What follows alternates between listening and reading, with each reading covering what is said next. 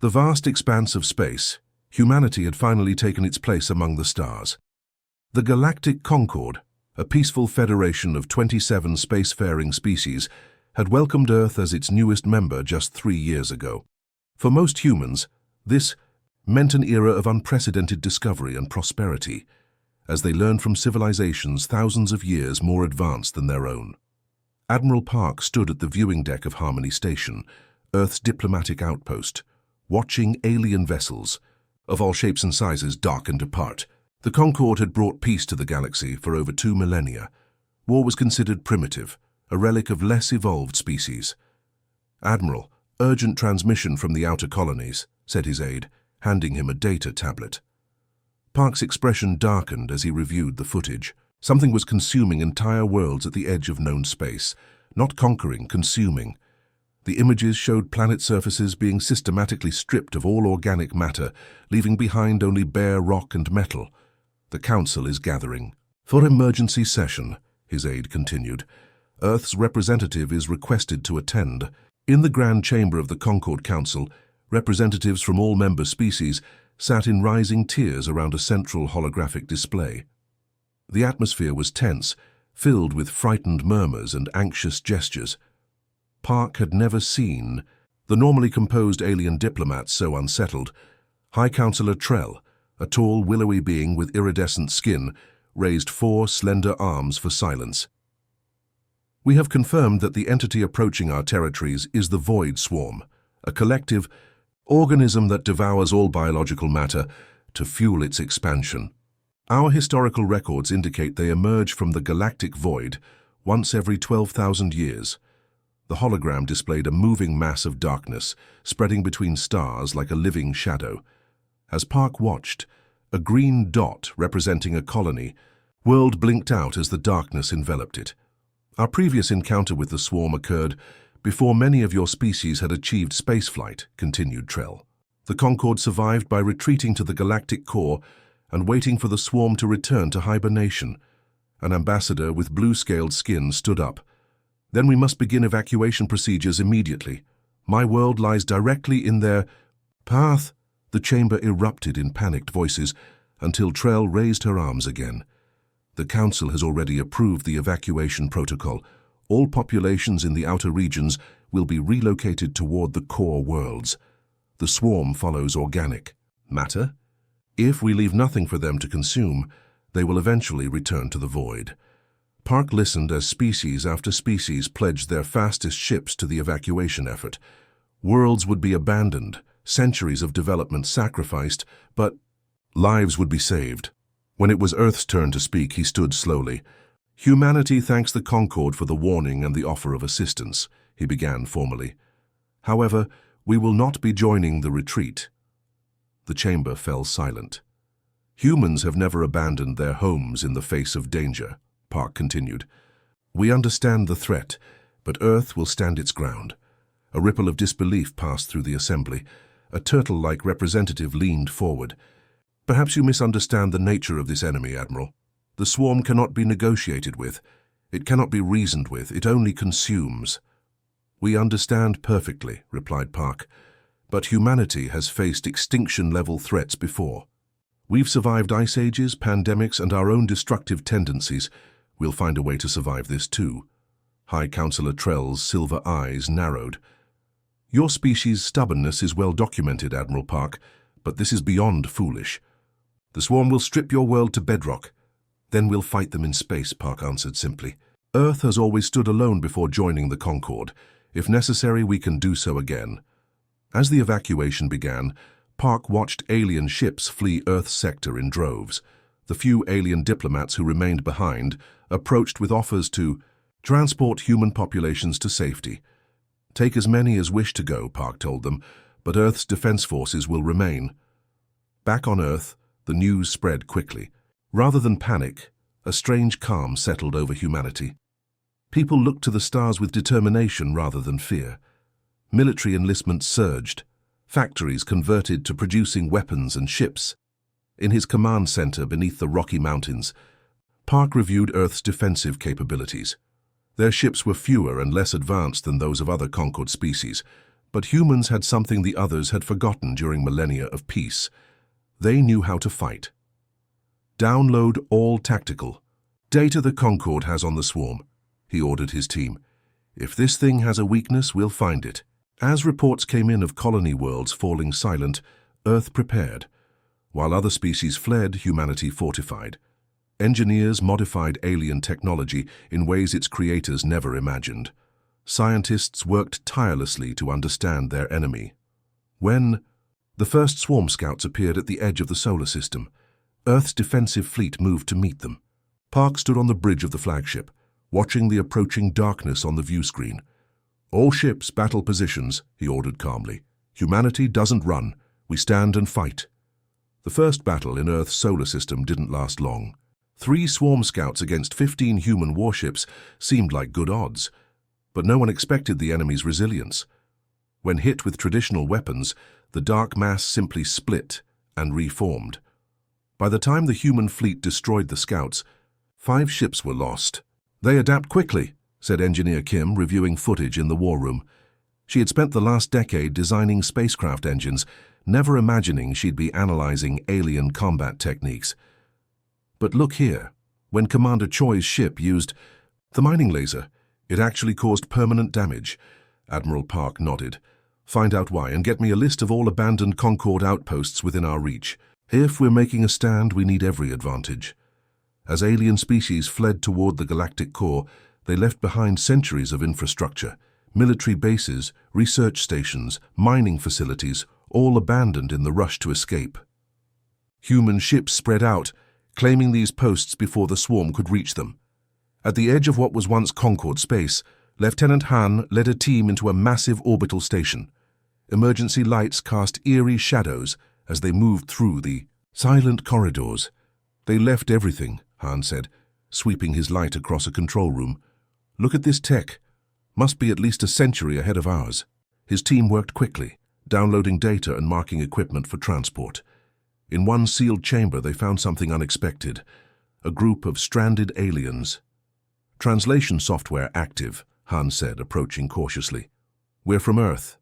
We can help you evacuate." The tallest alien stepped forward. "I am researcher Bal. My team refused transport because our work is too important to abandon." Han glanced at the laboratory behind them. "What work?" "We study star death. The energy released when a star collapses." Bal pointed to a containment unit. "This holds the compressed energy of a small supernova, too dangerous to move in haste." 2 days later, Admiral Park welcomed the alien scientists to Earth's command center. "Your research might save us all," he told them. "Engineer Kim believes your energy containment technology could be weaponized against the swarm." Across human space, similar scenes played out. Stranded aliens found themselves depending on the very species they had considered primitive. Some offered knowledge in exchange, for protection. Others simply watched in disbelief, as humans repurposed technology in ways they had never considered. At New Horizon Colony, the situation grew desperate. Once home to 3 different species, now it housed only humans and refugees who couldn't escape. The swarm approached from 2 directions. Commander Choi stood on the bridge of her destroyer, studying the tactical display. 6 ships against a swarm force 20 times larger. Behind her, the colony's evacuation continued. "We need 3 more hours to get everyone out," her executive officer reported. Choi nodded. "Then we'll give them 3 hours." Instead of forming a defensive line, Choi split her small fleet.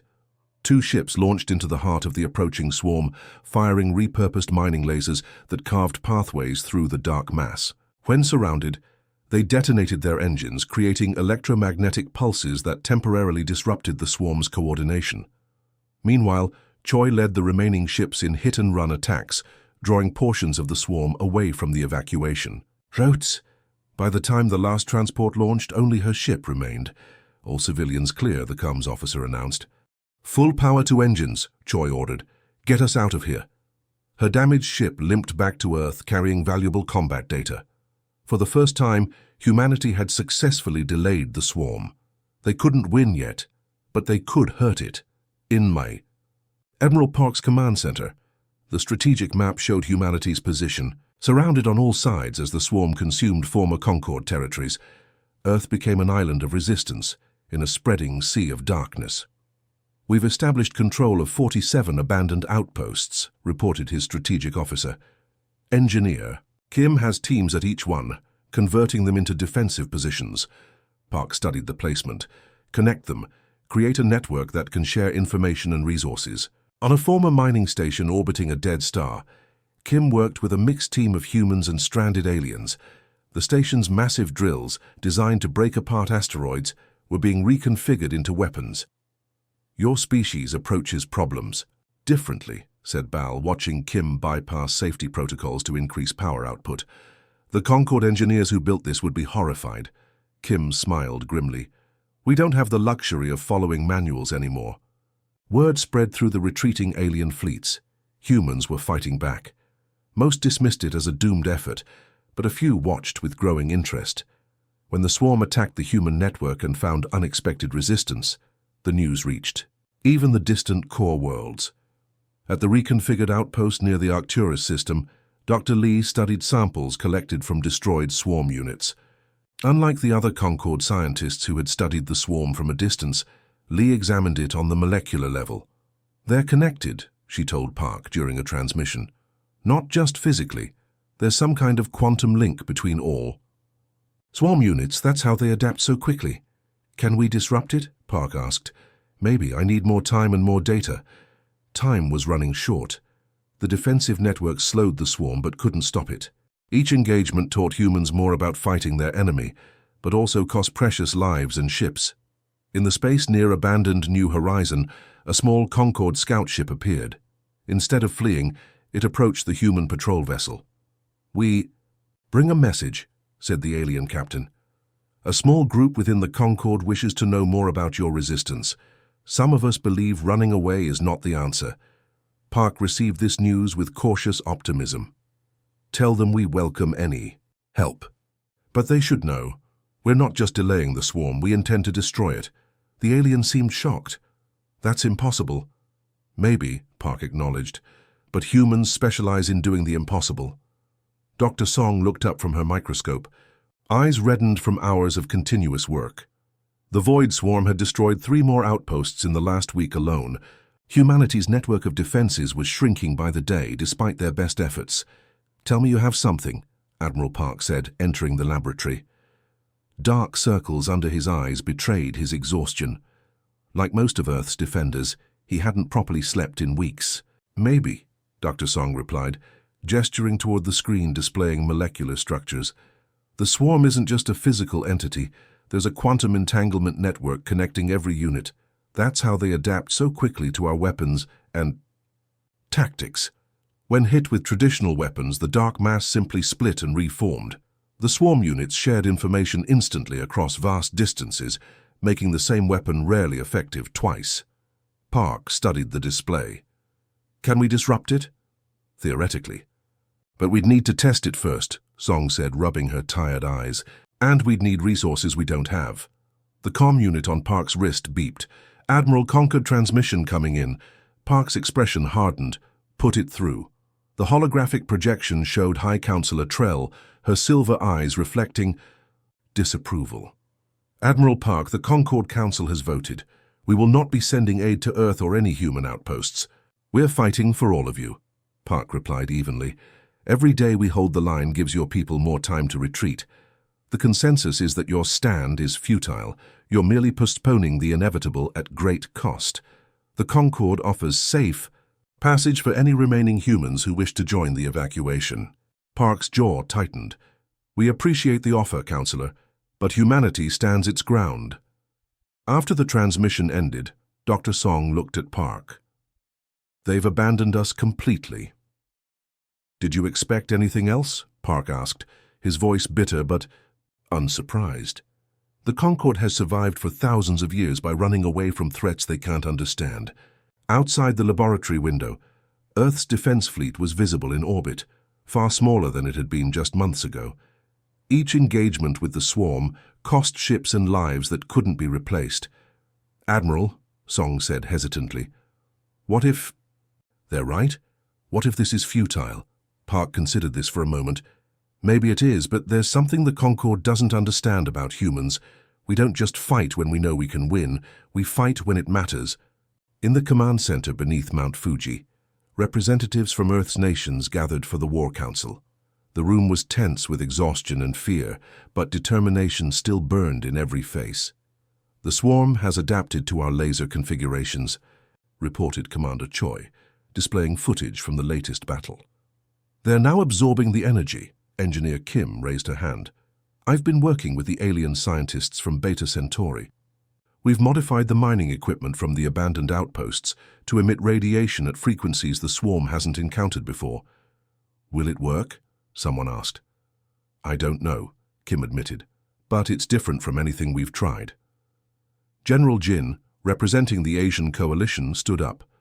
"My ancestors developed fighting techniques that confused invaders for centuries. Unpredictability was their greatest weapon." He pointed to the display showing swarm movements.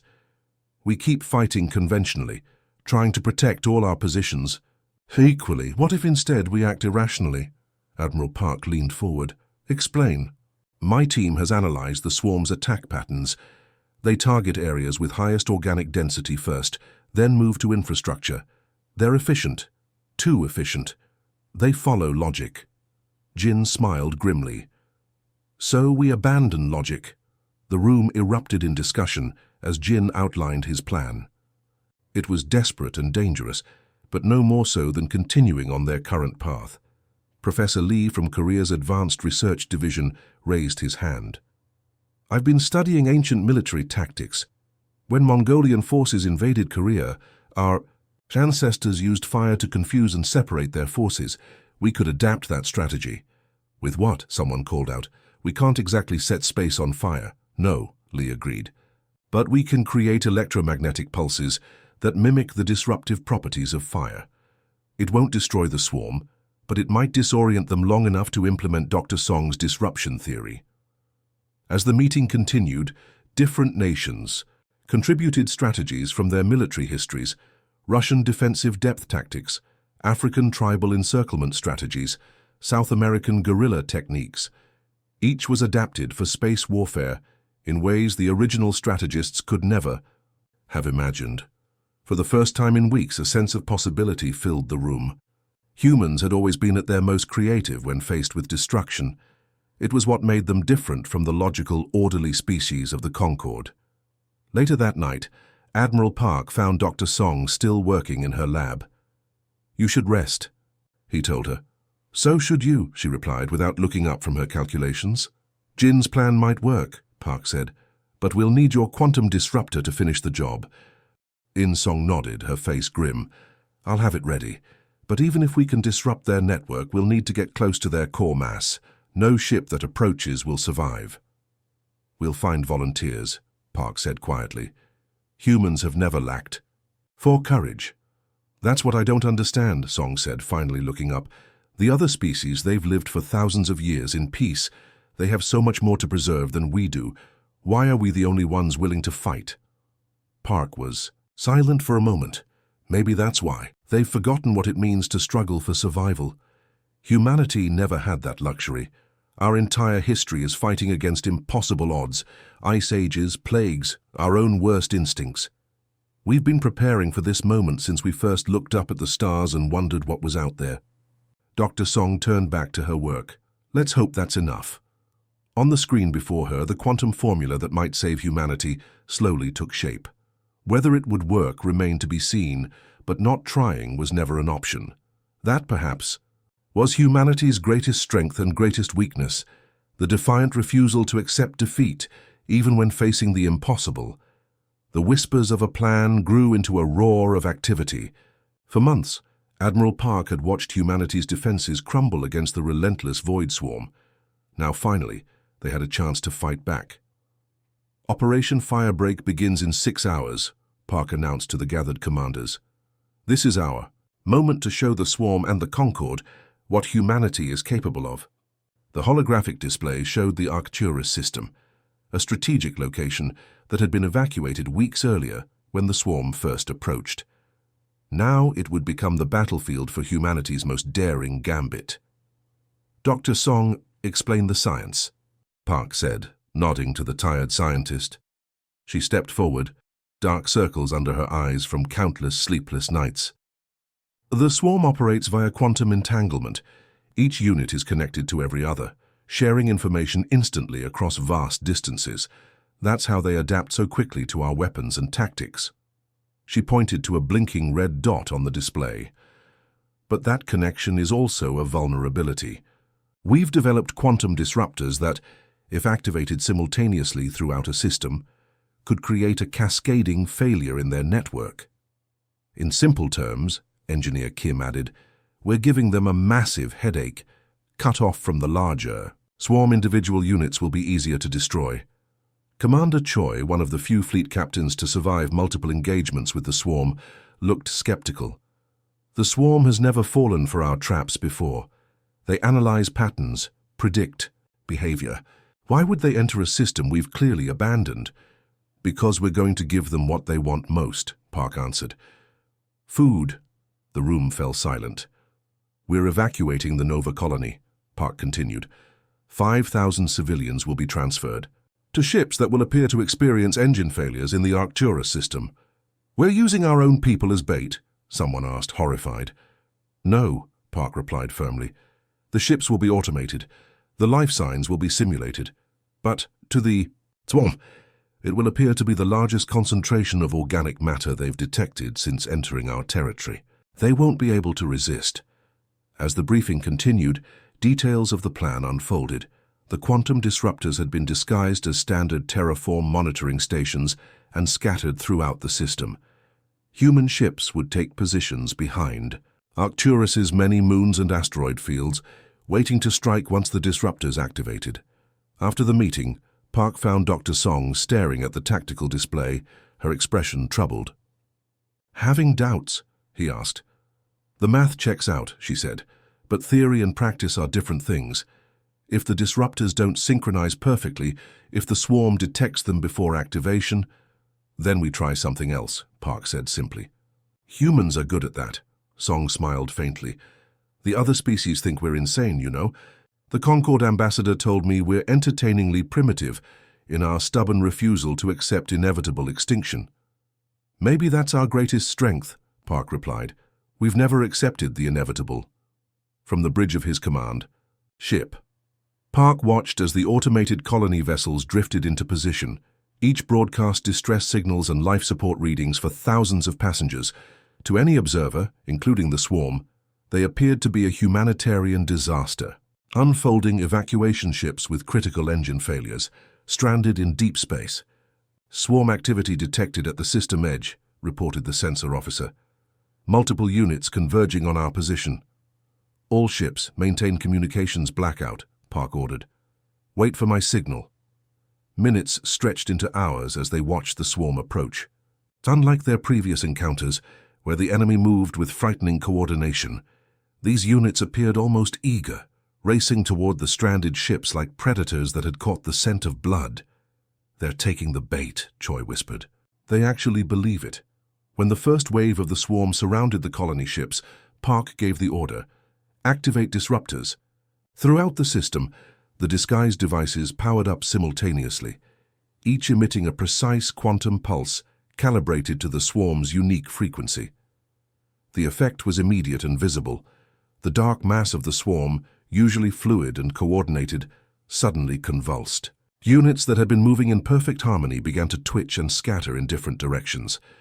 It's working, Song breathed. The network disruption is cascading through their entire structure. All ships engage, Park commanded. The hidden human fleet emerged from their concealed positions, weapons firing. For the first time since the war began, the swarm didn't adapt.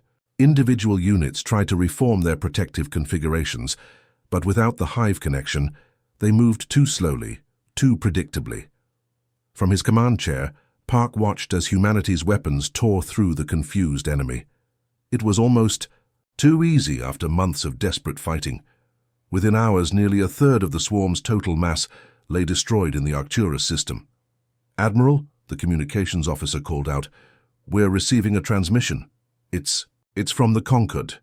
Park raised an eyebrow. Put it through. The holographic image of High Counselor Trell appeared, her silver eyes wider than usual. Admiral Park, reports have reached us of a significant engagement at Arcturus. Is it true? Have you successfully destroyed a portion of the swarm? It appears so, Counselor, Park replied calmly. Humanity remains standing. For once, the alien diplomat seemed at a loss for words. This changes our calculations. The Concord Council has convened an emergency session to reassess our strategy regarding the swarm threat. We're happy to share our findings, Park offered. Our scientists have identified vulnerabilities in the swarm's communication network. That will not be necessary, Trell interrupted. The Concord has vast resources and millennia of scientific knowledge. Now that we know the swarm can be defeated, we will develop our own methods. After the transmission ended, Commander... Choi shook her head. They still don't get it, do they? They're going to try to fight this war without getting their hands dirty. Let them try, Park said. Meanwhile, we'll keep fighting our way. As the human fleet regrouped, preparing to return to Earth with news of their victory, an unexpected message arrived from a small contingent of alien ships at the edge of the system. Admiral Park, I am Captain Bal of the research vessel Luminous Inquiry, came the transmission. My crew and I have been monitoring your battle from a safe distance. What you have accomplished is unprecedented. Thank you, Captain, Park replied cautiously. My vessel represents a coalition of scientists and military personnel from various Concord species who believe that retreat is not the only option. We wish to offer our assistance to your resistance effort. Park exchanged glances with his officers.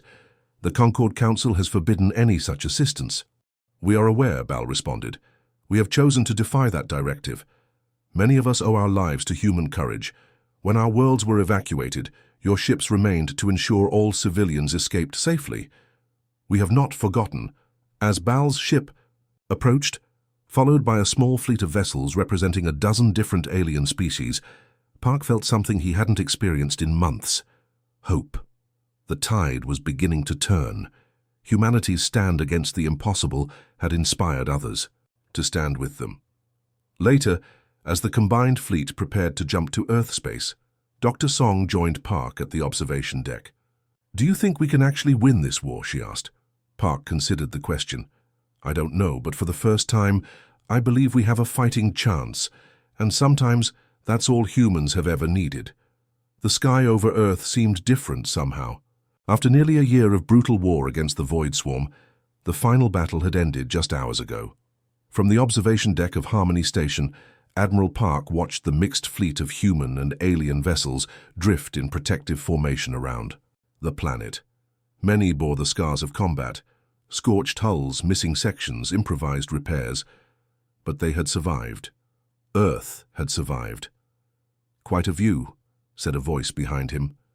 Park turned to find Dr. Song, her lab coat exchanged for a formal uniform. The dark circles under her eyes remained, but there was something different in her expression now. Pride, perhaps, or simply relief. Worth fighting for, Park replied, gesturing toward the blue-green planet below. Song stepped closer to the viewport. The Concord representatives arrived an hour ago. They're waiting in the conference chamber. Park's jaw tightened. Let them wait a little longer. In the weeks since Operation Firebreak's success at Arcturus, the tide of war had shifted dramatically. The quantum disruptors had proven devastatingly effective, allowing the combined human-alien fleet to steadily push back the swarm. The Concord, which had initially abandoned humanity to its fate, now sought to claim credit for the victory. They're bringing their entire council, Song noted. First time they've left the core worlds in centuries. They smell opportunity, Park said. Now that we've done the hard work, they want to control the narrative. He checked the time. The ceremony would begin soon, a formal recognition of those who had fallen and those who had led the resistance. Whatever political maneuvering the Concord attempted afterward, this moment belonged to humanity and the allies who had stood with them. The Grand Chamber of Harmony Station had once served as Earth's diplomatic outpost to the Concord. Now, it was filled beyond capacity with representatives from every human colony, and the various alien species who had broken from the Concord to join the fight. At the front of the room, a memorial wall displayed the names of ships and crews lost in the conflict. The list scrolled endlessly, a somber reminder of the cost of victory. High Counselor Trell and the other Concord leaders sat in the front row, their expressions carefully neutral. Behind them were Captain Baal and the other rebel aliens, who had first joined humanity after Arcturus, and filling the rest of the space were humans of all backgrounds, military officers, scientists, engineers, civilian leaders, even children. Park approached the podium, acutely aware of the weight of the moment. The faces before him carried the same exhaustion he felt, but also expectation. They wanted more than a victory speech. They needed to understand what it all meant, why so many had died, and what would come next. "We gather today to honor those who fought against impossible odds," Park began. "When the Void Swarm first appeared at our borders, the Concord told us retreat was the only option. They said resistance was futile." He paused, his gaze sweeping over the Concord delegation. In fairness, they were right, based on their experience. For thousands of years, the pattern never changed. The swarm would emerge, consume, and eventually return to hibernation. Running and hiding was the logical choice. Park's voice grew stronger. But humans don't always make logical choices. We've survived as a species precisely because we refuse to accept the inevitable.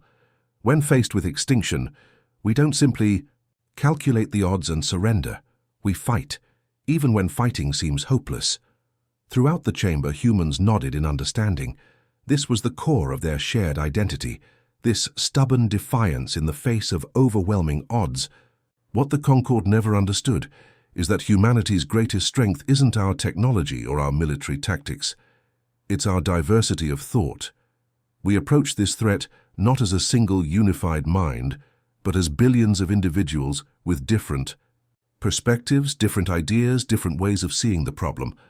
Park gestured toward Engineer Kim and Dr. Song, seated together near the front. Our scientists didn't just study the swarm, they questioned basic assumptions about its nature. Our military leaders didn't follow centuries-old doctrines, they improvised and adapted. When conventional weapons failed, we turned mining equipment into weapons. When standard tactics proved ineffective, we drew on ancient battle strategies. From Earth's history, he turned to acknowledge Captain Baal and the other alien allies, and when some among the Concord species recognized this approach might work, they made the brave choice to stand with us.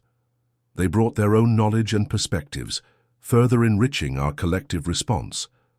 Together, we achieved what none of us could have done alone. The chamber had grown completely silent, every person hanging on Park's words. The Void Swarm is defeated, but our work isn't finished. We've discovered weaknesses in what was once thought invincible.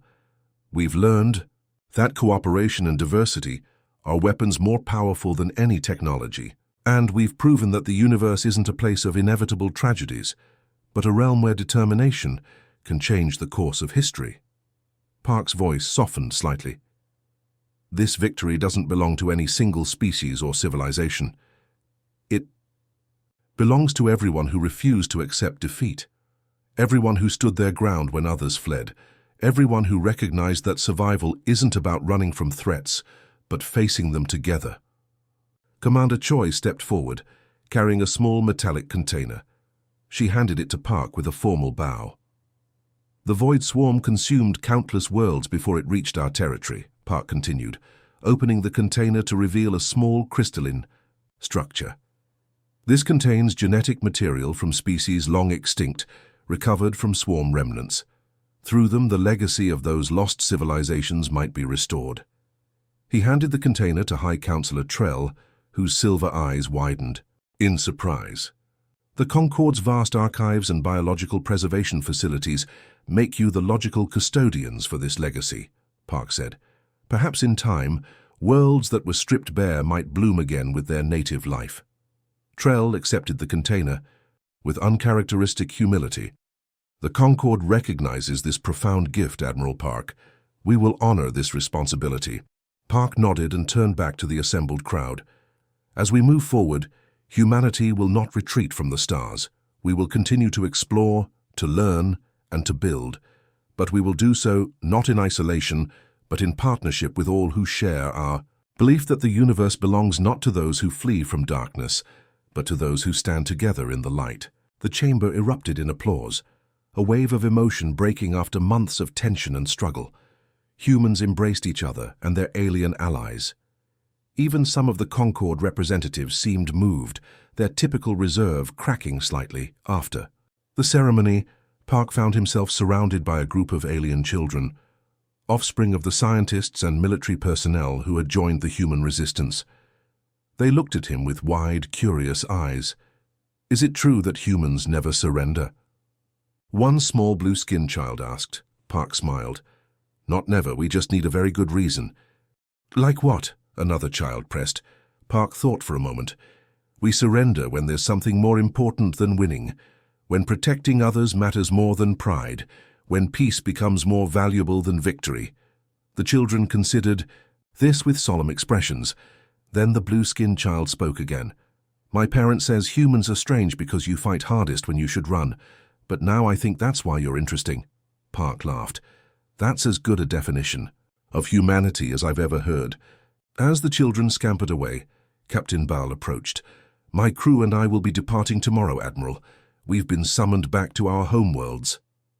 To face punishment for disobeying the Concord? Park asked. Bal's expression, though alien, conveyed amusement. Quite the opposite. We've been asked to share what we've learned from humans. There's great interest in your unique approach to problem-solving. Cultural exchange works both ways, Park observed. We've learned much from your people as well. Bal made a gesture that Park had come to recognize as thoughtful consideration. The universe has changed, Admiral. For millennia, the Concord species believed survival meant avoiding confrontation, preserving what we had. Humans showed us that sometimes survival requires facing threats directly. And sometimes retreat is the wise choice, Park acknowledged. We're not always right. No species is, Bal agreed, which is precisely why the future belongs to those who work together, combining different perspectives. As Bal departed, Park found himself alone at the viewport once more, gazing down at Earth. The planet seemed somehow more precious now, having nearly been lost. Yet it was no longer humanity's only home. The war had forced them to spread among the stars, establishing outposts and colonies that would now become permanent settlements.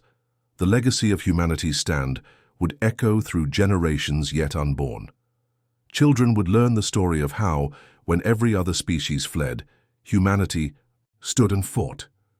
Not because humans were naturally braver or stronger, but because sometimes standing together against impossible odds was the only choice that made sense.